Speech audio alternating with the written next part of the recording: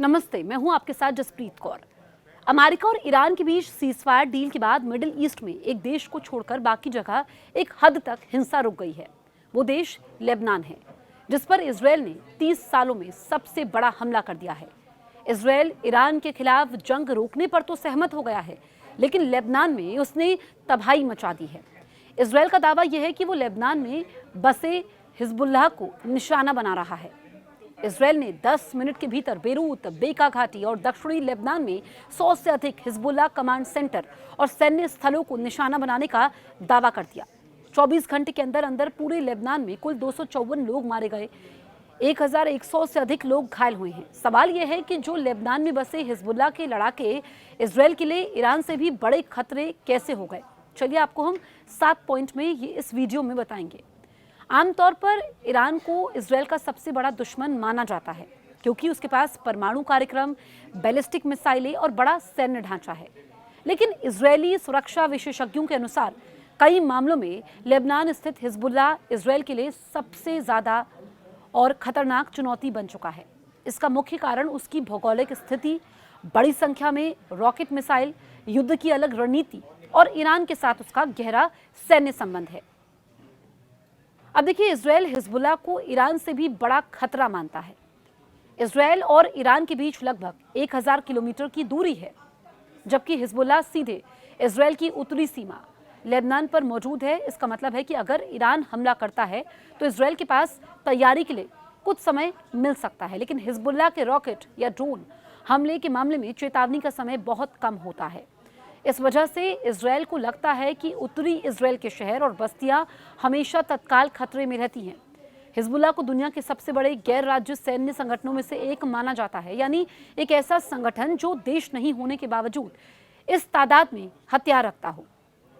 अनुमान के अनुसार उसके पास 2 लाख तक रॉकेट और मिसाइलें हो सकती हैं। हाल के संघर्षों में उसे कुछ नुकसान जरूर हुआ है, लेकिन फिर भी उसके पास हजारों रॉकेट मौजूद हैं जो इजरायल को निशाना बना सकते हैं। इतनी बड़ी संख्या किसी भी समय बड़े पैमाने पर हमले की क्षमता देती है। ईरान की बैलिस्टिक मिसाइलें बहुत शक्तिशाली हो सकती हैं, लेकिन उनकी संख्या सीमित होती है। उन्हें इजरायल मानता है कि अपने आयरन डोम एयर डिफेंस सिस्टम से रोक सकता है। इसके विपरीत हिजबुल्लाह एक साथ सैकड़ों छोटे रॉकेट और ड्रोन दागने की रणनीति अपनाता है। इससे इजरायल का आयरन डोम बहुत दबाव में आ जाता है। लगातार हमलों से इस सिस्टम पर आर्थिक और सैन्य दबाव भी बढ़ता है। ऐसे लगता है कि ईरान ने इस मामले में हिजबुल्लाह से सीख ली है। इस बार की जंग में ईरान ने सस्ते आत्मघाती ड्रोन का खूब इस्तेमाल किया है। हिजबुल्लाह के पास एक स्पेशल यूनिट है जिसे रदवान फोर्स कहा जाता है। इसे खास तौर पर सीमा पार कर इजरायल के अंदर घुसपैठ करने के लिए प्रशिक्षित किया गया है। इनका लक्ष्य इजरायली बस्तियों पर कब्जा करना और लोगों या सैनिकों को बंधक बनाना हो सकता है। कुछ रिपोर्ट्स के अनुसार ये बल उत्तरी इजरायल के इलाकों में घुसने की क्षमता दिखा चुका है, जो इजरायल के लिए गंभीर सुरक्षा चिंता है। पहले हिजबुल्लाह के ज्यादातर रॉकेट साधारण होते थे, लेकिन अब उसने सटीक निर्देशित मिसाइलें भी विकसित कर ली हैं। इन मिसाइलों से बिजली संयंत्र, सैन्य मुख्यालय और अन्य महत्वपूर्ण बुनियादी ढांचे को सटीक निशाना बनाया जा सकता है। इससे इजरायल की रणनीतिक ठिकानों को ज्यादा खतरा पैदा होता है। हिजबुल्लाह को अक्सर ईरान की फर्स्ट लाइन ऑफ डिफेंस माना जाता है। अगर इजरायल कभी ईरान के परमाणु ठिकानों पर हमला करता है तो हिजबुल्लाह को जवाबी हमले के लिए इस्तेमाल किया जा सकता है।